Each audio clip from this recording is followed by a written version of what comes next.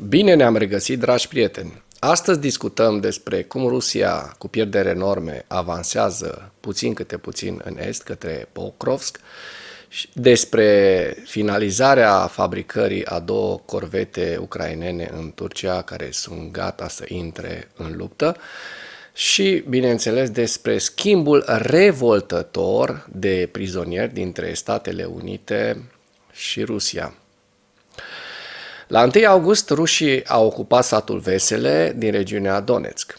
Potrivit Institutului pentru Studiul Războiului, trupele rusești continuă să avanseze încet, dar sigur, în direcția Pokrovsk, la vest de Avdiivka. Acest lucru este facilitat de lipsa forței combatante ucrainene și de terenul de luptă la nord-vest de Avdiivka. Analiștii militari prevăd o ofensivă rusă ca încetinind și mai mult pe măsură ce forțele ruse se apropie de liniile unor așezări mai mari și mai urbanizate. Observatorul militar ucrainean Constantin Majoveț a remarcat că apărătorii ucraineni din direcția Pokrovsk au echipamente și mijloace de protecție mai proaste și, prin urmare, nu sunt în măsură să încetinească în prezent avansul trupelor ruse. Întârzierile în furnizarea ajutoarelor militare occidentale și în special americane au dus la întârzieri în echiparea unităților ucrainene nou create și reechiparea celor cu care deja luptau. Potrivit Institutului pentru Studiul Războiului, forțele ruse încearcă să realizeze o încercuire tactică limitată a forțelor ucrainene la est de drumul dintre Ociretne, Rodivka și Mirograd, în special pe malul stâng al râului Vovcea. Majoveț a caracterizat înaintarea recentă a trupelor rusești în zona de sud-est a drumului ca o pătrundere tactică adânc în pozițiile ucrainene și a declarat că trupele ruse au înaintat 6,5 km adâncime și 7,5 km lățime de la Sochil la Sergiivka, traversând râurile Vovcea și Kazenii Toreț în ultimele săptămâni. Majoveț a avertizat că trupele ruse sunt aproape de a realiza o descoperire semnificativă din punct de vedere operațional în direcția Pokrovsk până la sfârșitul lunii august. Cu toate acestea, este puțin probabil ca ritmul actual al avansului tactic rusesc spre Pokrovsk să continue la infinit pe măsură ce forțele ruse se apropie de linia așezărilor mai mari și mai urbanizate. Ziua 891 a războiului din Ucraina.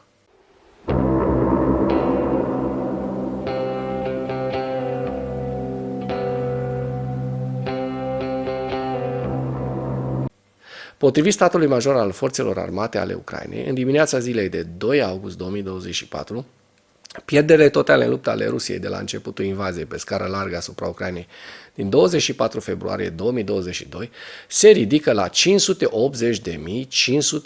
de militari. Deci, iată, a depășit cifra de 580.000 de militari ruși. În ultimele 24 de ore, Rusia a înregistrat pierderi semnificative pe frontul din Ucraina, între care 1100 de militari, 3 tancuri, 8 vehicule blindate de luptă și încă 42 de sisteme de artilerie. Ați văzut și schimbul de prizonieri dintre Statele Unite și Rusia.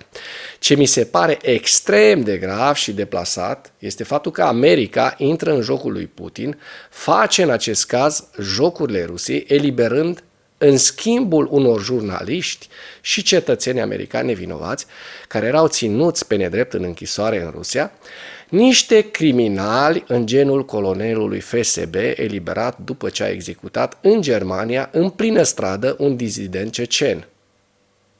Procuratura germană s-a opus, bineînțeles, eliberării criminalului rus, degeaba, pentru că, iată, Ministerul Justiției german, la presiunile americane, îl eliberează pe acest ucigaș care va putea fi trimis de către Putin să ucidă din nou. Poate prin Ungaria, care în ultimul timp și-a deschis larg porțile pentru spionajul rusesc. Rușine America, rușine Joe Biden. Rușine, iată, ni se potrivește, rușii ne impun din nou regulile lor criminale. Dacă până în acest moment ai găsit informații utile în material, contribuie cu un like și cu o distribuire a acestui videoclip pentru a ajunge la cât mai multă lume. Ministrul Apărării Rustem Umerov a participat la ceremonia de lansare a corvetei ucrainene Hetman Ivan Vyhovsky împreună cu prima doamnă a Ucrainei, Olena Zelenskaya. Însuși, Rustem Umerov a anunțat acest lucru în seara zilei de 1 august pe pagina sa de Facebook.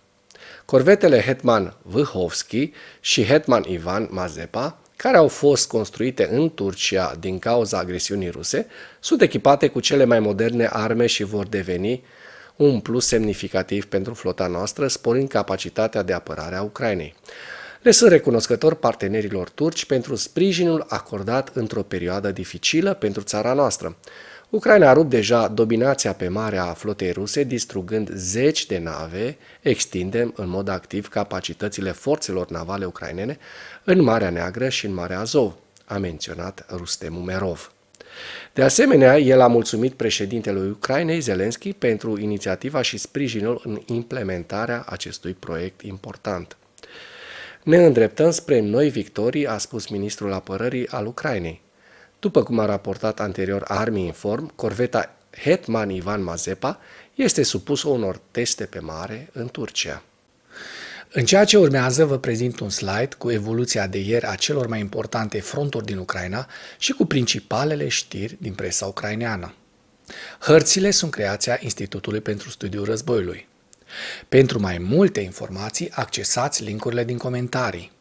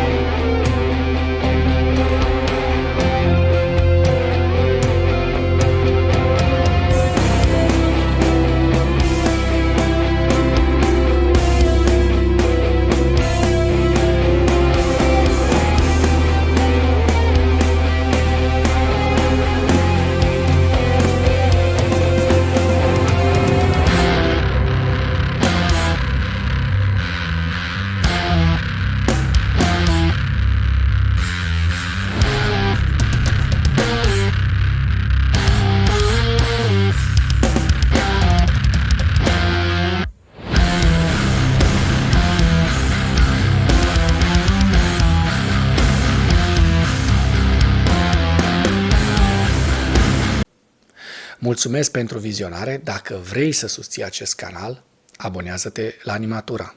Apreciez mult asta.